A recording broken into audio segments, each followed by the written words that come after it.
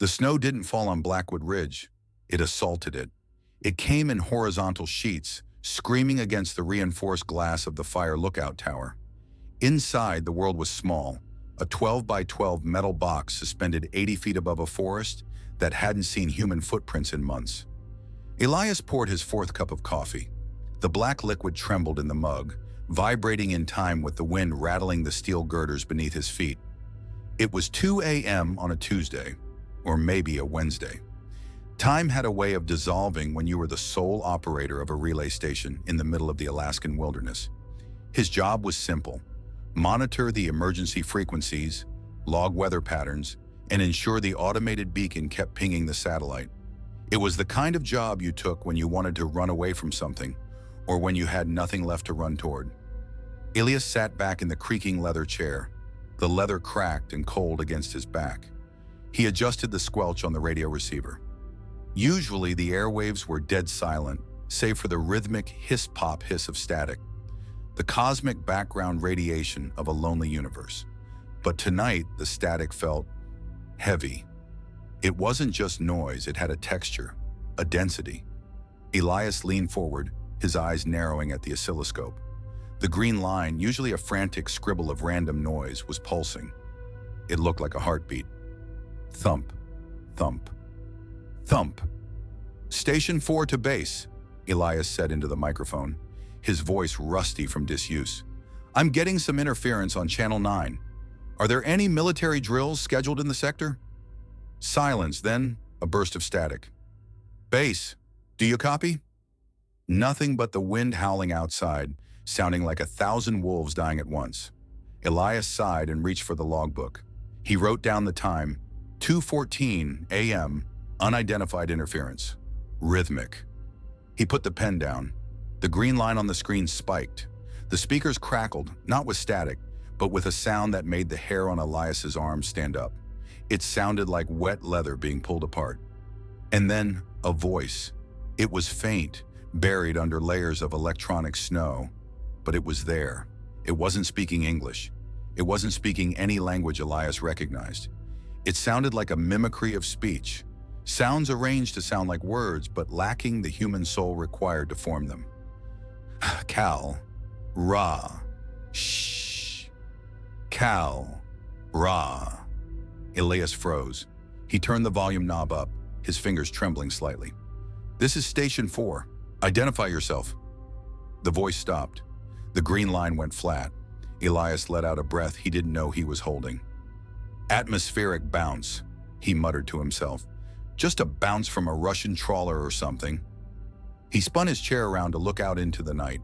The floodlights illuminated a small patch of snow below, but beyond that, there was only the void. Then he saw it.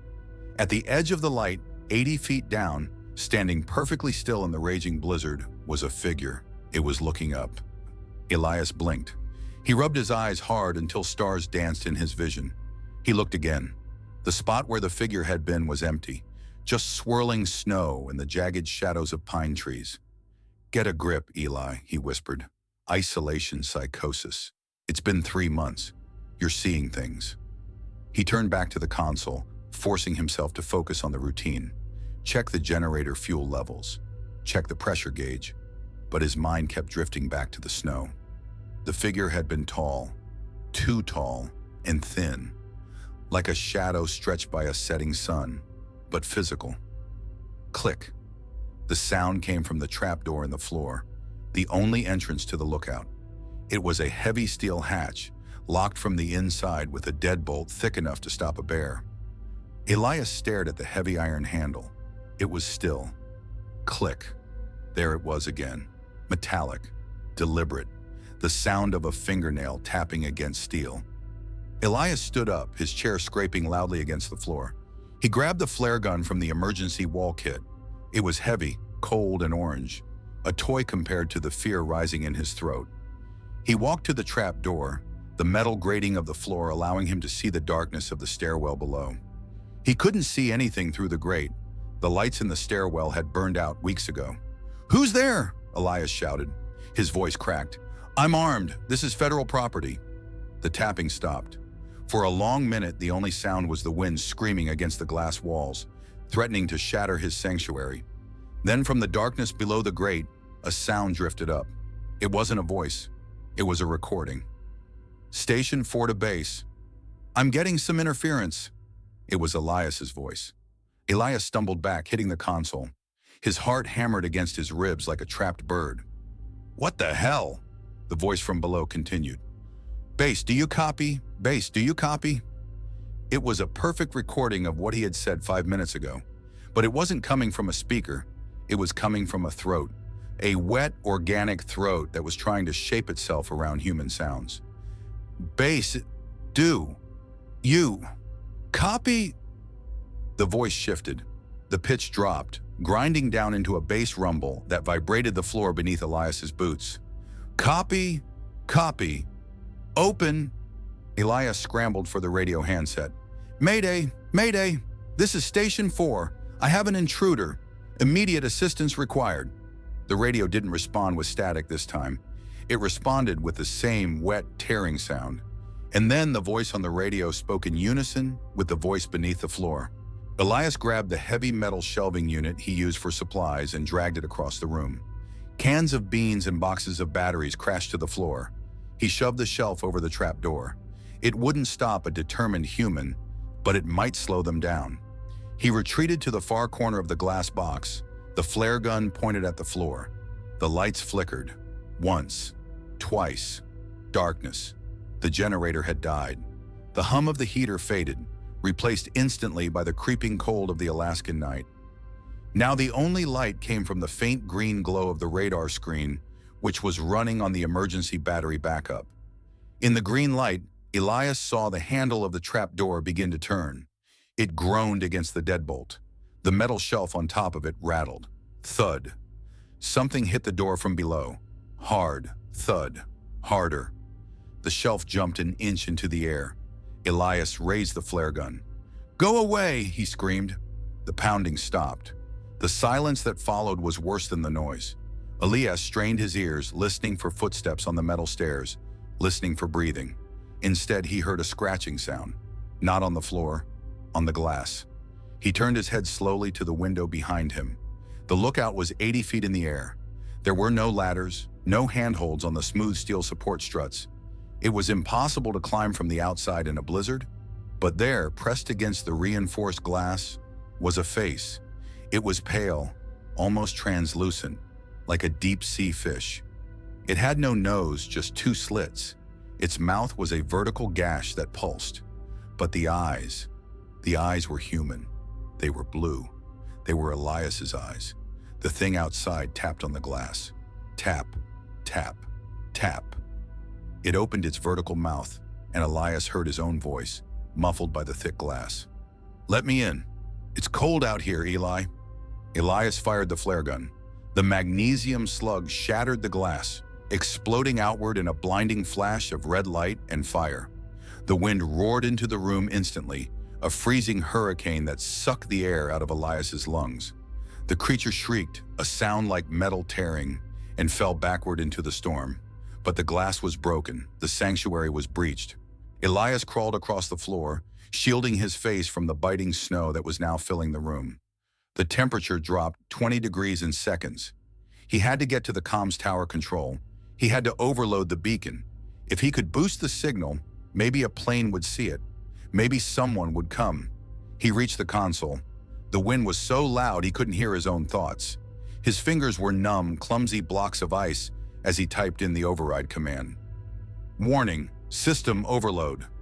"Do it!" Elias gritted out. He hit enter. The radar screen flared bright green.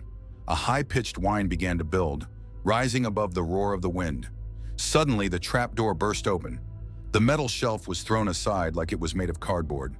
Elias spun around, his back against the freezing console. Rising from the hole in the floor was not a man. It was a mass of dark, shifting matter, like oil suspended in water. It bubbled and reformed, trying to find a shape. It grew legs, then dissolved them. It grew arms, long and multi-jointed, and it grew heads.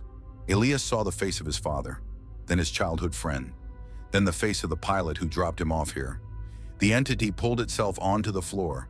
It was huge, filling the small room, blocking the only exit. The radio crackled one last time. The voice was clear now. No static, no distortion. "We have learned your frequency, Elias." The entity surged forward. Elias didn't scream. He didn't have the breath left. He looked at the open, shattered window, the 80-foot drop into the black forest. It was a choice between the unknown thing that stole voices or the gravity that never lied. He looked at the creature, which was now forming a face that looked exactly like his own, smiling a smile that was too wide, too full of teeth. "You can have the station," Elias whispered. He turned and ran for the broken window. Official incident report. United States Forestry Service. Location: Blackwood Ridge Watchtower. Date: November 14th. Recovery teams arrived at the site 3 days after the storm subsided. The tower was found in a state of catastrophic structural failure. The windows were blown out from the inside. The interior was covered in 3 feet of snow. The radio equipment was fused together, melted as if by an extreme electrical surge. No remains of the operator, Elias Thorne, were found in the tower. However, a set of footprints was discovered. They led from the base of the tower, heading north, deeper into the unsettled wilderness. The footprints were barefoot. Forensics noted an anomaly regarding the stride length of the tracks.